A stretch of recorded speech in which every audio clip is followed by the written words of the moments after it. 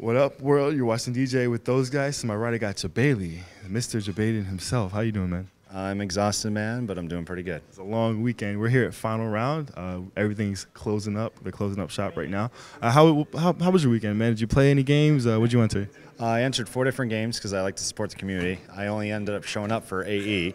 I got 4th in my pool. I haven't really been playing too much because I've been playing cross Tekken, but did pretty good. I lost to people that made top 8, so I'm happy about that. I heard your protege actually got a couple of sweet wins in. He beat Filipino champ, and I was waiting for Filipino champ to pop off, but he's like I can't even be mad. He played so good. So CJ did. He got tied for 9th place. 14 years old. You know, freaking Evo points already. It's amazing. So not like that 8-year-old that's never done anything. So that's the fraud. Yeah. Yeah. So great week. You had a good weekend then. Yeah, it was good. A lot of fun. I helped out, brought some equipment so Larry could run things, and still way too many people show up last minute, so it kind of throws everybody off. But it was an awesome weekend. Awesome. Well, moving forward, we got cross Tekken coming out this week. How are you feeling about the game? Are you excited? Are you hype? Are you going to play it? Are you going to main it? What are you going to do? I'm going to always play AE. It's my favorite game. I've been playing cross Tekken. I can't tell you how I've been playing it, but I've been playing it. It's an awesome game. It really is. I've talked to a lot of top pros. They say it's their favorite game.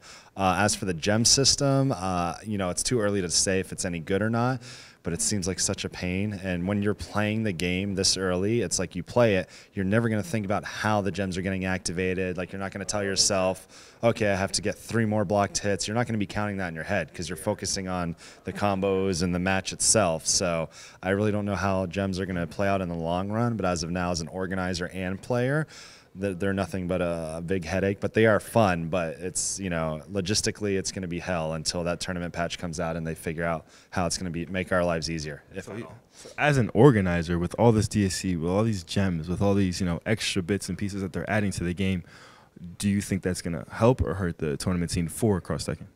It's not going to do either. It's up to the organizers to just do it. We're gonna host the game because people are gonna come out to it. It's just gonna be a pain for us. But if we want to do these events and, you know, support the game, we have to do what comes with the territory and just, you know, get all the DLC ready.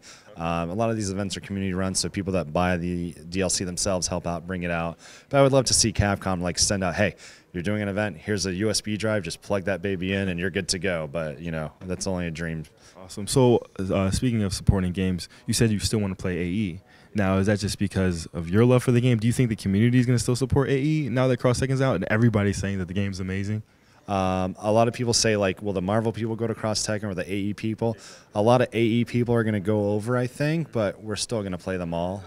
It's just like Justin Wong, all those top players. It's going to be tough having 3 big Capcom games. I mean, back in the day, we had CVS 2, Marvel 2, and Third Strike at the same time, but those were like 30, 40-man tournaments, you know, around. Now you're having 300, 400-man majors for only like 2 games, then you have like the 100 for Mortal Kombat, King of Fighters, but just 3 Capcom games one weekend, and then you have to figure out, is it going to be 1-on-1? Is it going to be 2 versus 2?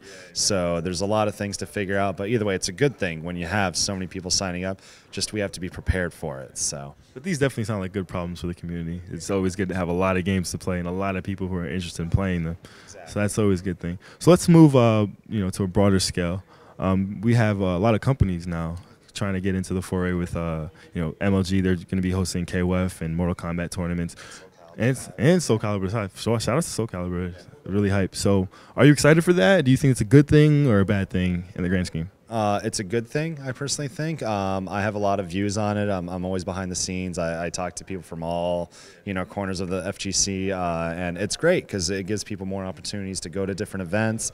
As for like throwing big money at games, it's awesome. Like, if you're dedicated to Mortal Kombat or Soul Calibur, this is your chance for a big payday. If you feel like everyone always gives Capcoms the favors, but it's great. It's just, you know, the thing I don't like about what MLG has done is not giving anybody time to prepare. It's like, all right, it's a month away. Here's $16,000. You don't want the money, don't show up. They don't come out to our events and see what the community's about and what, you know, creates these events. So it's going to be tough. And if the turnout isn't what they hope, then the games are going to get dropped, and then we're still going to be here for the FGC. That's another big thing, is because, you know, even you look at games like Halo, they got dropped by MLG as soon as the numbers started dwindling. And you have a game like KOF where the scene is still, it's in infancy stages. You have a community that's still growing. Do you think that'd be a bad thing for KOF if they're just immediately dropped because the scene isn't big enough? I mean, it's happened with like Gears of War in certain games. So yeah, I think it could be a problem. But if people enjoy playing a game, they're still going to go to events no matter what. It's just they might get that attitude like, well, I made $10,000 this weekend. Why am I going to go win $500 again? Those kind of people, you don't really need them anyways because they're not helping grow the scene. They're just in it for the money, which is fine. You deserve a good payday if you work hard enough for it. But when a big company comes in, throws money at a game, I think in the long run, it'll hinder it. If the first thing they do is give it a lot of money. If they build it up slowly, then it's worth it. But we'll just see what happens. So you sound cautious but optimistic at the same time. But let's get a little bit more personal. Like last year, you had a situation where you had CEO and then Revelations was the same weekend. Now, there's only 52 weekends in a year. When you have more people hosting events, there's going to be some schedule conflicts. Now, are you in favor of having MLG, knowing that they might be some conflicting, schedules and weekends happening? Because even if you look 3 weeks from now, they're hosting a KOF tournament, MLG, and that's the same weekend as NCR. Right. So you're going to have fighting game players deciding which event should I go to. Right. So how do you feel about that? It's tough because I'll tell you right now, they're also doing it the same weekend as Summer Jam. And they are also having an event the same weekend as ECT. So hold that. You quote me. This is Alex Jebailey. I know the truth. So I think it's a pain. There's a lot of things they could have done differently, but when they have these grand scale events in their defense, it's huge. You can't just change your weekend around. They talk about the only thing I think will hurt them in the long run is when they hold that information until like the very last second, like, okay, we can now talk about this. So when they tell you, okay, there's a $100,000 tournament, but we can't tell you when or where until like a month before it, so you hurt them. So you think it's a communication issue? Exactly. Like the FGC is very much improved since last year. Like a lot of us talk about our dates and stuff, so there's no conflicts with an FGC events. The whole Revelations thing was an outsider trying to make a buck off the scene who didn't pay attention to other events. And then that event didn't have the numbers they wanted, and they disappeared. However, they are now back, supposedly, but nobody in the FGC will help them. So, it's the reason why I've been successful is I tell people I've created an emotional bond with the players. And, whether it's trolling or being nice or being a dick, they know I love them. So that's what it is. And when a big company just throws money at you, it's just like, just show up, win money, go home. When we throw our events, it's show up, get hype, hang out with people love the same thing, So plus, if you notice, like with Cross Assault, when Nerd Josh won the 25K, you could see the saltiness. I don't mean in a disrespectful way, but like the look of disappointment on the other people that didn't make the money.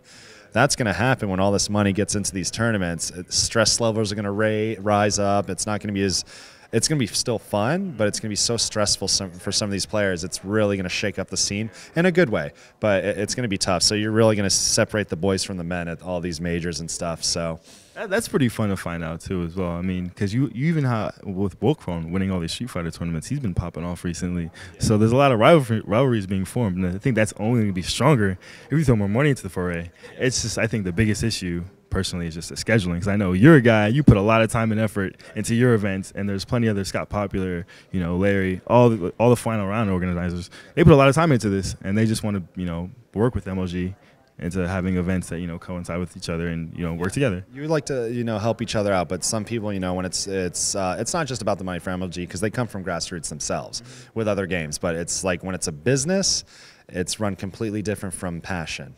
So when you don't have it's all about the business and the money aspects, you can't think of the little guys anymore. You got to think the big picture. What are going to increase my numbers? The FGC, like Larry, like, how you doing, Larry? He's like, I don't care how I'm doing. It's what everyone else here cares about. So it's being dedication. Exactly. Selfless, like Larry's done, a lot of organizers do.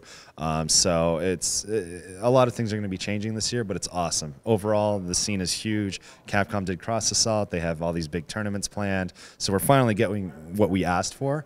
So let's not screw it up this one chance to show the big corporations that we're a legitimate scene. It's just about having fun.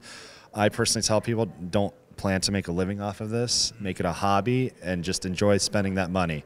And then when you don't win anymore, go home and be a family man. Awesome. Well, Are there any events that we can expect to see you at? Where are you going to be in these next coming months? Now that I'm actually sponsored by NOS, they want to send me out. Congratulations. Appreciate it. Yeah, NOS, CEO ex-NOS Jebailey, which a lot of people were salty about, but other people realized, like what I tell people about sponsorships now, it's not about winning anymore. It's about representation. And whose pretty face is out there more than anybody else right now? I even have a freaking bobblehead. No, and it's like with NOS, it's hilarious because ever since I announced the sponsorship, I have people blowing up my Twitter like, "I support Jebailey. Here's a can of NOS." So NOS saw that, like, get that guy whatever he wants. So I would love to go to UFGT. I went to Power Up last year. Hopefully, I probably can't make it out to NCR. I also run a full-time business. I should be at CEO in summer. I heard that's going to be a big one. Yeah, me too. I thought it's going to be all right. So, yeah, and of course EVO every year. So EVO supports us. I'm one of the pit stops. They're giving bonus money. So they're really trying to grow the scene as well. So if I have the time, I'll go, and yeah, so I should be. That's awesome. That's awesome. If not, I'll be trolling the stream and getting kicked out because Capcom Unity banned me twice during Cross Assault.